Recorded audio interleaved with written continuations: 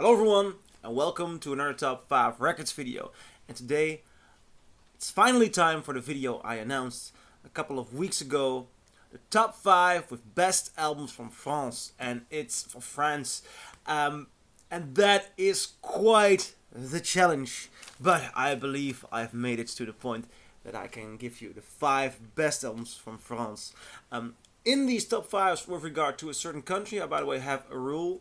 One entry per artist, because if you have a certain artist which you really love from a certain country, then it can get unbalanced. And so one album per artist in a top 5 about a country. Now, today, the 5 best albums from France. I'm gonna kick this one off with a record that was very, very hard to find for me. I did not want to order it online, but I've been searching through Bordeaux and Paris to get it. Couldn't find it anywhere there, although Paris is very big, so I might have missed some record shops. But eventually I found this in Rotterdam, and I'm talking about a Johnny Hallyday record to kick off this top 5 list. Rivière, Ouvre ton lied. This is a very interesting record. Johnny Hallyday has recorded a great, brilliant rock and roll album. Now, how did he do that? He went to London, but he sang in French. He recorded this with as a backing band the Small Faces, and there are rumors, or perhaps it's even true, that Jimmy Page of Led Zeppelin was also there as a session musician for these sessions. What you get is Johnny Hallyday. Johnny Hallyday.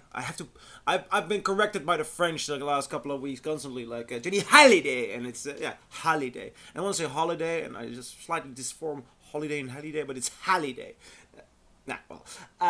I found the first French pressing of this record, Rivière, Ouvre ton lied, and it is an incredible sound. This is a rock and roll record in its own right, a very unique piece of rock and roll.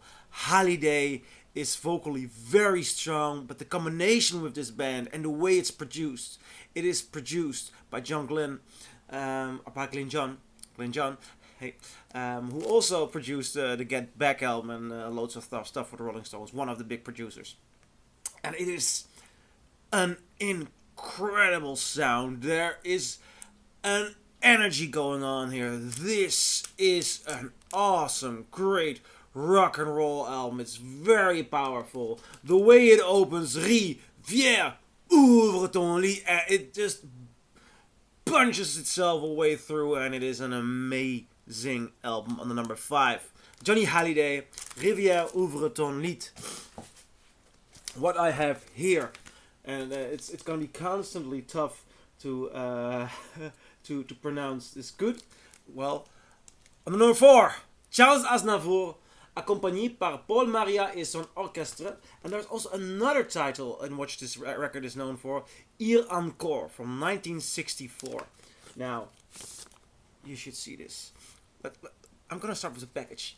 Beautiful, thin, certain cardboard. It opens up with a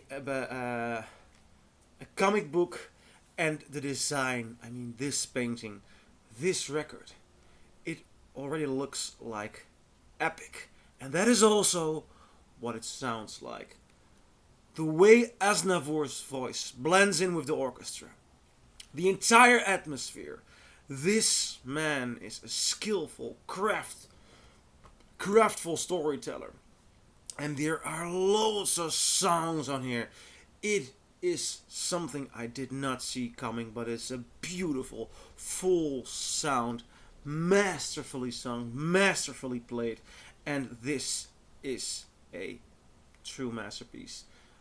Charles Aznavour, accompanied by Paul Mauriat et son orchestre. So Charles Aznavour, accompanied by Paul Mauriat and his orchestra, also known as Hier Encore. Beautiful record. On the number 4, then we move to the number 3. This was one I was so lucky to pick up in Bordeaux. A pressing from 1961, or no, 1962, because the recording is from 1961. This is Edith Piaf, Recital, 1961, and I believe this was recorded at the Olympiade. Beautiful mono pressing from 1962. What are you getting if you put on this Edith Piaf record? Well, Edith Piaf in her final years, but with a force and a conviction that will leave you stunned.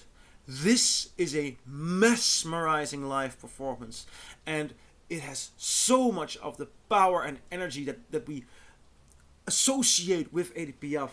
It has the most beautiful track list. It's awesome after awesome after awesome. I was especially taken back by Mon Dieu, and the emotion in her voice is unbelievable. But later on you also have Non, je ne regrette rien. And I mean, I get goosebumps just mentioning the name of the song, knowing how it sounds here, knowing how she does it. It is of one of the rare gems from Europe. It is a masterpiece. It is truly brilliant. Edith Piaf, Recital, 1961. Number 2. This is more recent,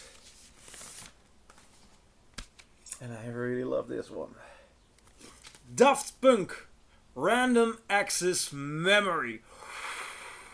Oh, this is sweet. I mean, Daft Punk has made loads of great records. Let's be frank. They are an incredible duo with good albums.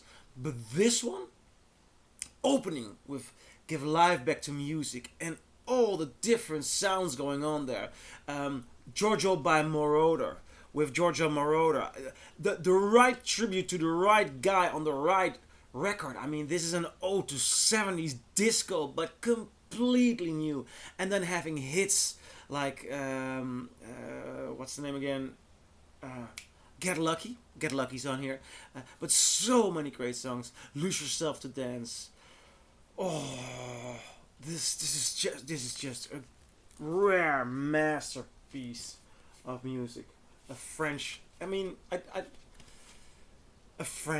rare gem that encountered and took over the entire world. Perhaps even the best album of 2013. But I'll be talking about that in my 2013 video in a year or so. On number 2 spot. Random Access Memory by Daft Punk. And number 1. Will it be Jacques Brel? No, because Jacques Brel was actually from Brussels, so he's a Belgian singer. So we'll see him in the Belgian top 5. I'm gonna finish this one off with one of my all-time favorites. Serge Gainsbourg, Histoire, de Mélodie Nelson. This is a concept album by Serge Gainsbourg. And Serge Gainsbourg, in a beautiful, talkative way, tells us the story of an encounter with a girl which he almost hit by a car, and then he takes her home and there's a love affair, and I believe at the end she dies again. My French is not that good, so it's tough for me to fully understand. But you don't need to fully understand this on a lyrical sense. Emotionally and sound-wise, this is beyond belief. There's a psychedelic funk element going on, but overall there's a chill and a love for sound aesthetic and beautiful vibes, beautiful bass, a certain flow that is incredible. It is like the romance and the,